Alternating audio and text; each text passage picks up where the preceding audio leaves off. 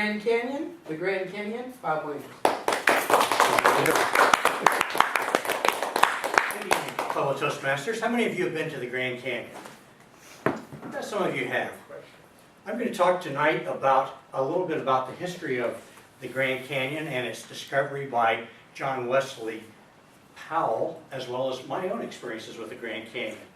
Now, in the 1800s, the Grand Canyon and the area around that was basically unknown. As you can see, this vast area here is about the same size as the whole country of France, and it was largely unexplored. Powell got the idea of trying to go down the river, and it was an outrageous idea because there was no idea what was there. Were there really high falls with narrow canyons that he would not be able to get around? And of course he wouldn't be able to go back up the river. He had 10 men and 4 boats he started out with. As they went down the river there, they started up in Wyoming, and this is actually not the Colorado, this is the Green River. And they had so many supplies on board that they were getting stuck on the sandbars. So the guys decided, hey, let's get rid of 500 pounds of bacon. Threw it all away.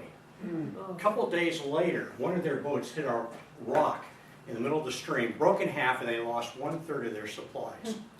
Later, there was a fire in their campground, and they lost all their cooking hardware in the melee that happened during that time. So they started getting more and more hungry.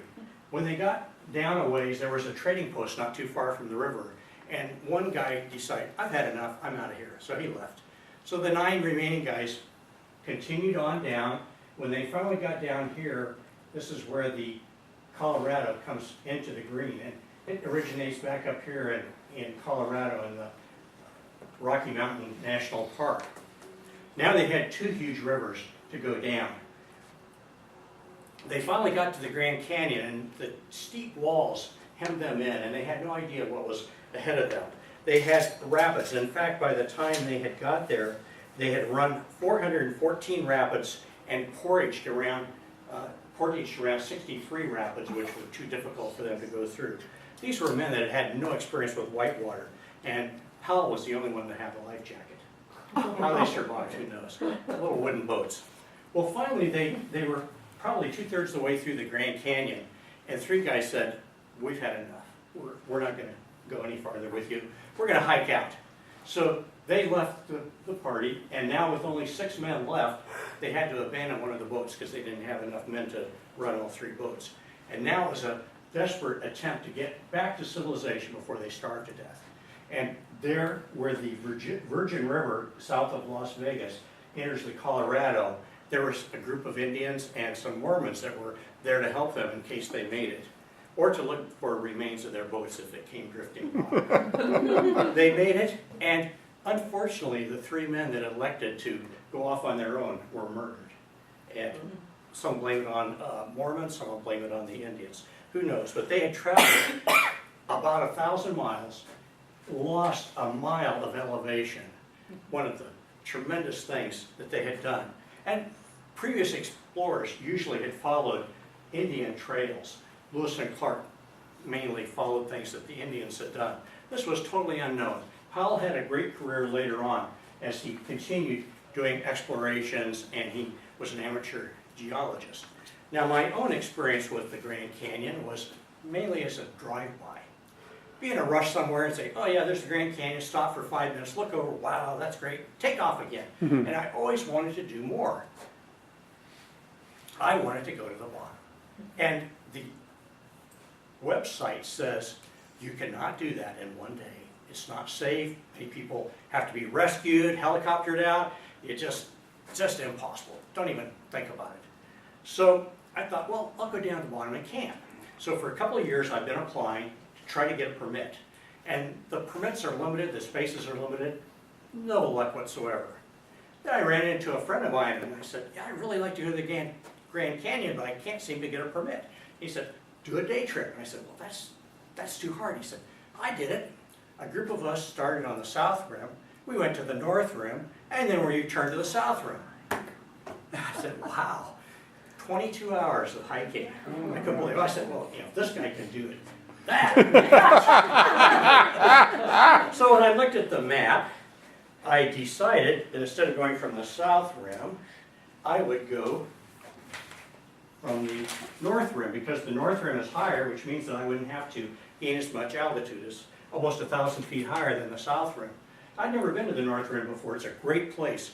Not that many people there. Beautiful, beautiful forest. And we ate in the restaurant there that's right on the edge of the Grand Canyon.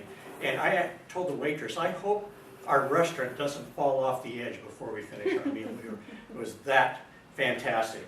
But we started 5 o'clock in the morning, my daughter and I have a few pictures here.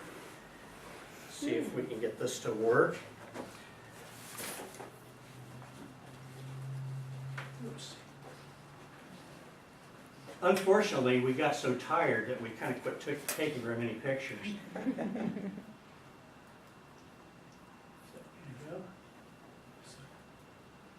There we go. Now you can see the trail. This was a side canyon that goes into the Grand Canyon. You just kind of wander on down there. It's very steep at the beginning. Little bridge. And you see how narrow the canyon is. You just wind on through. Quite beautiful. There were some early spring flowers. So we had a nice time. Didn't make as good a time as we thought we would. Started out, the temperature was 40 degrees. A little chilly. By the time we got to the bottom, it was 92 degrees. A place called Phantom Ranch along the river. Beautiful cottonwood trees and nice cool water. We crashed there for a couple hours. I was fine. I'd been going slow but steadily. And then we crossed the bridge and started back up the other side up Bright Angel Trail. And I started getting very, very tired. And I told my daughter, why don't you go on ahead and I'll just take my own time. She refused to leave me. And finally, 1.5 miles from the top, I said, this is it. We were with headlights. I'd stumbled and fell. I was worried about falling over the cliff. I crashed for a couple hours on the side of the trail, and she went ahead, and I stumbled up into the top 23 hours after my start. But I made it! So I did the rim-to-rim trail, and I have the t-shirt. Oh my gosh.